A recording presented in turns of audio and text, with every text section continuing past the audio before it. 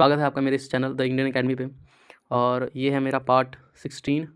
ठीक है, जैसा कि आप जानते हैं कि मैंने ऑलरेडी 15 सेट करा दिया है। अगर आप इस चैनल पे नए हैं तो मैं आपको बता दूं कि मैं इस चैनल पे एमटीएस के जितने भी पीवाईक्यूज़ हैं उसके सारे क्वेश्चंस मैं जीके के करवा रहा हूँ। ठीक है, टोटल 300 पीवाईक्यूज़ अभी तक हैं और अभी तक मैंने 15 करवा दिया है।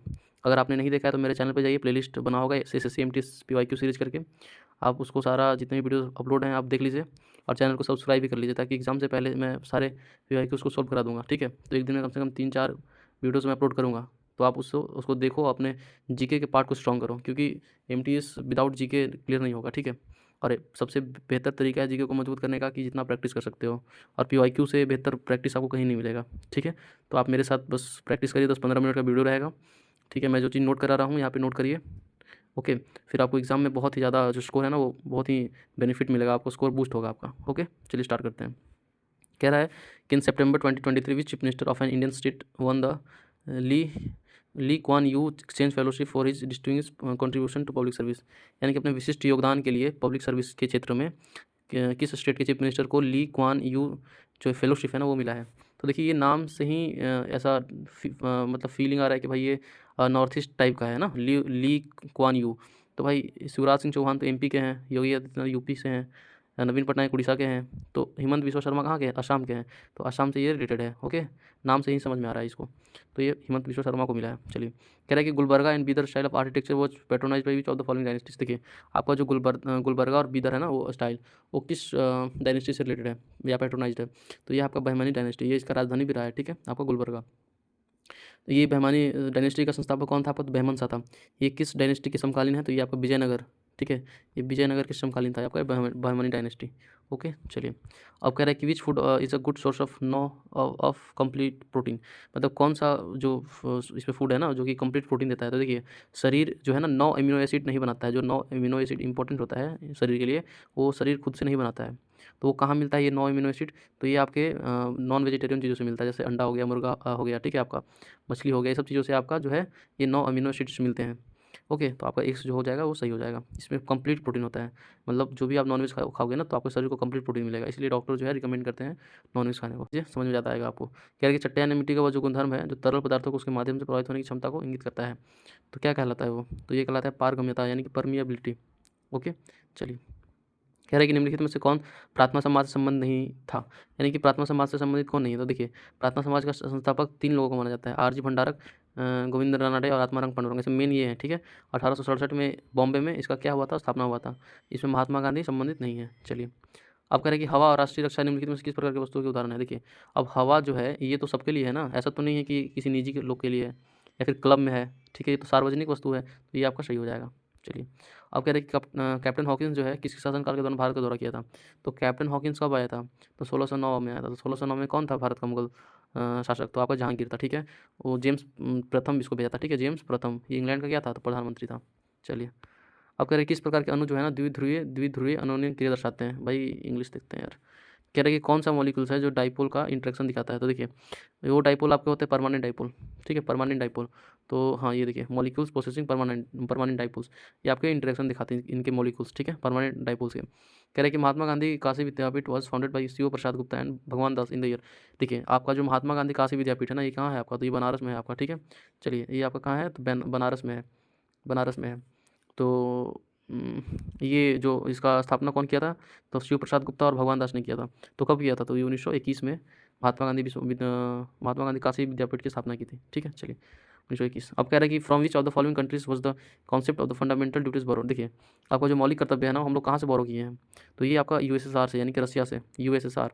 ठीक है, हम लोग इसको याद कैसे रखेंगे? जैसे देखते हैं कि जो यूएसएसआर का जो राष्ट्रपति है ना पुतिन, वो अपने कर्तव्यों पे बहुत ही ज़्यादा फॉलो करता है, तो उसे हम रिलेट कर सकते हैं। ठीक है, कि हम लोग फंडामेंटल ड्यूटीज़ कहाँ से लिए हैं? तो रसिया से लिए हैं। चलिए, दूसरा चीज़ ये कि इसमें है ना जब हम लोग लिए थे फंडामेंटल ड्यूटीज़, वो कब लिए थे? तो 42वां संशोधन। ठीक है, आपका 1976 में लिए थे। ठीक है, 42 अमेंडमेंट, इसको मिनी अमेंडमेंट, मिनी कॉन्स्टिट्यूशन भी कहा जाता है इसको। ठीक है, मिनी अमेंडमेंट, 42 अमेंडमेंट।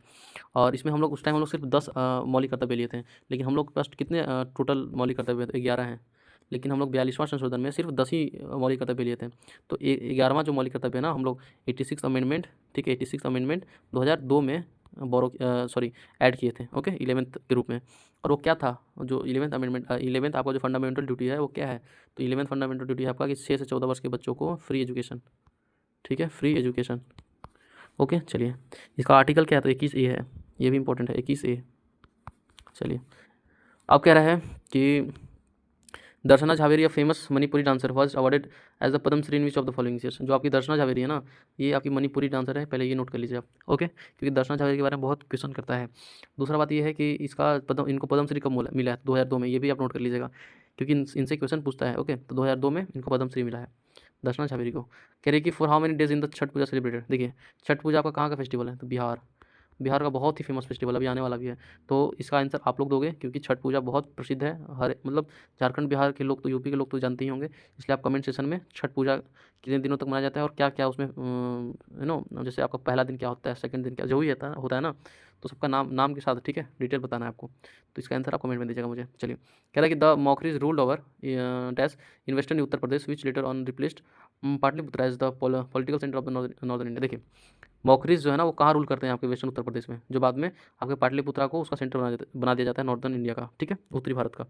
तो मॉकरीज कन्नौज में शासन करते हैं।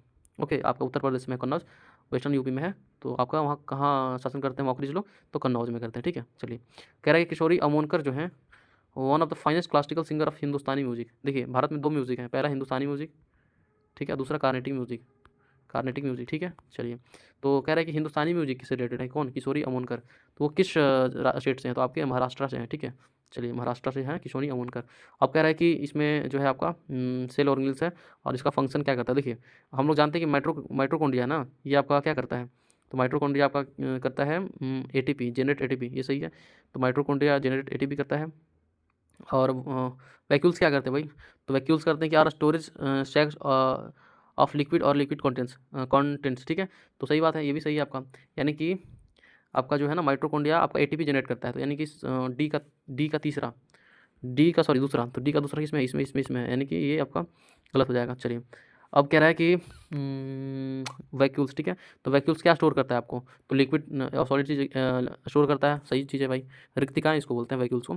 तो आपका बी का तीसरा किसमें है, तो बी का तीसरा इसमें है और किसी में नहीं, यानी कि ऑप्शन जो 2 है ना आपका बिल्कुल सही हो जाएगा। चलिए ऑप्शन 2, यानी कि ए जो है चौथा है, यानी कि ER जो है वो serve as channel for the transport of protein, हाँ, यानी कि ER से ही जो है ना प्रोटीन ट्रांसपोर्ट करता है। ओके, वैक्यूल्स क्या करता है, तो स्टोर करता है सॉलिड और लिक्विड कंटेंट्स को।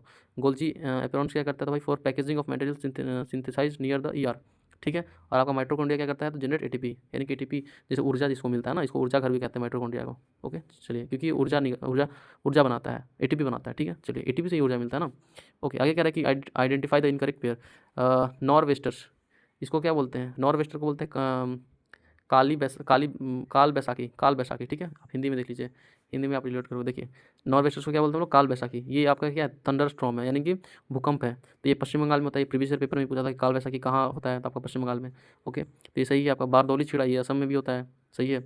लेकिन आपका जो फल वाली बौछार है ना, ये आंध्र प्रदेश में नहीं होता है, ये आपका केरला में होता है या तो कर्नाटका में, ठीक है। चलो तो आम्र वर्षा केरल में होता है, ये भी सही है, यानी कि ऑप्शन जो 3 है ना आपका, वो बिल्कुल गलत है, ठीक है, मतलब ऐसा सही है, ठीक है। चलिए मिलान इसका गलत है। कह रहा है कि झूमिंग खेती जिसे दाहिया के नाम से जाना जाता है, किस राज्य में किया जाता है। देखिए झूमिंग खेती एक स्थानांतरित खेती का उदाहरण है, ठीक है, इसे दाहिया के नाम से भी जाना जाता है, ये आप नोट कर लीजिएगा कि झूमिंग खेती को दाहिया के नाम से जाना जाता है, पहला चीज़। दूसरा चीज़ ये कि आपका झूमिंग खेती कहाँ मनाया जाता है, झूमिंग खेती कहाँ किया जाता है, तो मध्य प्रदेश में किया जाता है, ठीक है। चलिए 2 चीज़ आप नोट कर लीजिएगा, क्योंकि झूमिंग खेती से बहुत क्वेश्चन करता है। ओके, मध्य प्रदेश। चलिए पहला कह रहा है कि गौर मारिया नृत्य किस राज्य में है, तो ये आपका छत्तीसगढ़ में है, ठीक है। बहुत फेमस नृत्य है, SSC में मतलब बहुत बार पूछ चुका है ये क्वेश्चन, ठीक है। एक क्वेश्चन SSC का और मैं बता रहा हूँ, राजस्थान से पूछता है आपका कालबेलिया, आप याद ही कर लीजिएगा कालबेलिया को, ठीक है। ये स्नैक ट्राइब द्वारा मनाया जाता है, ठीक है, स्नैक ट्राइब। चलिए राजस्थान। अब कह रहा है कि पहला ICC महिला T20 क्रिकेट विश्व कप का किसके द्वारा आयोजित किया गया, तो देखिए पहला जो आपका T20 क्रिकेट वर्ल्ड कप है ना, ये आपका इंग्लैंड में 2009 में इसके द्वारा आयोजित किया गया था। महिला है ना, पुरुष नहीं, ये महिला T20 क्रिकेट है। चलिए अब कह रहे हैं कि फरवरी 2023 में मुंबई में शिवसेना का राष्ट्रीय कार्यकारिणी की बैठक के दौरान अध्यक्ष के रूप में किसे नामित किया गया था। देखिए शिवसेना से मुझे बस एक ही नाम याद आता है, एकनाथ शिंदे, ठीक है। तो एकनाथ शिंदे क्या है, अध्यक्ष के रूप में नामित किए गए थे। ये तो करंट अफेयर्स क्वेश्चन है। चलिए एकनाथ शिंदे ये आपके चीफ मिनिस्टर भी रहे हैं ना मुंबई के, अभी तो नहीं है, अभी कौन है आपका बताइए। आप कह रहे हैं कि निम्नलिखित में से कौन विश्व एथलेटिक्स चैंपियनशिप में स्वर्ण पदक जीतने वाला पहला भारतीय बना, तो भाई अभी फिलहाल में स्वर्ण पदक भारत के लिए कौन लाया, तो नीरज चोपड़ा लाए हैं। ओके, सिंपल क्वेश्चन, ठीक है। अब कह रहा है कि उपन्यास अ सुटेबल बॉय के लेखक कौन है। देखिए आज तक मैंने 15 सेट कराए हैं, ठीक है। और उसमें से एक भी ऐसा सेट नहीं रहा है ना जिसमें आपका बुक्स एंड ऑथर से क्वेश्चन नहीं किया हो, ठीक है। मतलब हर एक शिफ्ट में आपका बुक्स एंड ऑथर से क्वेश्चन करता है। अधिकतर आपको ऑटोबायोग्राफी देता है या तो नोवेल देता है। तो आप 3-4, जैसे आप तो उतना बुक्स एंड ऑथर तो याद नहीं कर पाओगे ना, तो आपको क्या करना है कि जितने भी 4-5 बहुत फेमस राइटर हैं, जैसे आपका अरविंद अडिगा हो गया, विक्रम सेठ हो गया, ठीक है, अरुंधति रॉय हो गई, आपका रस्किन बॉन्ड हो गया, ठीक है। तो 4-5 ऐसे नाम हैं, उनके बुक्स आप ध्यान में रख लो। या फिर वो भी नहीं कर पा रहे हो तो आप जितने भी पीवाईक्यूज में अभी 300 कराऊंगा, उसमें से जितना भी बुक्स एंड ऑथर है सबको आप बस याद कर लो, सबको देख लो, बस उससे ज़्यादा उसके ऊपर नहीं आएगा, ठीक है। तो ये आपका असूटेबल हुआ के लिखा कौन है, तो विक्रम सेठ है। चलिए ऑप्शन सी। आप कह रहे हैं कि भारत सरकार की निम्नलिखित में से किस पहल में सभी ग्रामीण परिवारों को जो अकुशल शारीरिक कार्य करने के लिए शिक्षा से आगे आते हैं 100 दिनों के वेतन की देखिए 100 दिनों का वेतन का गारंटी कौन देता है, तो आपका मनरेगा, यानी कि महात्मा गांधी राष्ट्रीय ग्रामीण रोजगार गारंटी योजना कब हुआ था, 2005 में इसका योजना चला था ना। चलिए मनरेगा, सिंपल क्वेश्चन, ये पीवाईक्यूज में भी बहुत बार पूछ चुका है। कह रहे ये 25 नंबर क्वेश्चन क्या कह रहा है कि किसी व्यक्ति ने कहा है कि मैं जिस चीज़ पर आपत्ति करता हूँ मशीनरी के प्रति शनक है, यह शनक श्रम बचत मशीनरी के प्रति है। लोग तब तक श्रम बचाते रहते जब तक कि 1000 लोग बिना काम के न रह जाए और भूख से मरने के लिए कुछ बने। देखिए ये क्या है ना कि कौन सा व्यक्ति है ना जो कि आपको मशीनरी के खिलाफ था, तो भाई महात्मा गांधी शुरू से मशीनरी के खिलाफ है, तभी ना ये चरखा चलाते थे और कपड़ा अपना ये बुनते थे, ठीक है, चरखा से। तो आपका ये जो कथन है ना, इतना लंबा चौड़ा कथन, ये आपके महात्मा गांधी कहते हैं, ठीक है। चलिए तो देख रहे कितना कितना अटपटा क्वेश्चन भी करता है आपका SSC में। तो ये आपका 25 क्वेश्चन कंप्लीट हुआ, ठीक है। Thank you, bye bye. Channel को सब्सक्राइब जरूर कर लीजिएगा। Okay bye.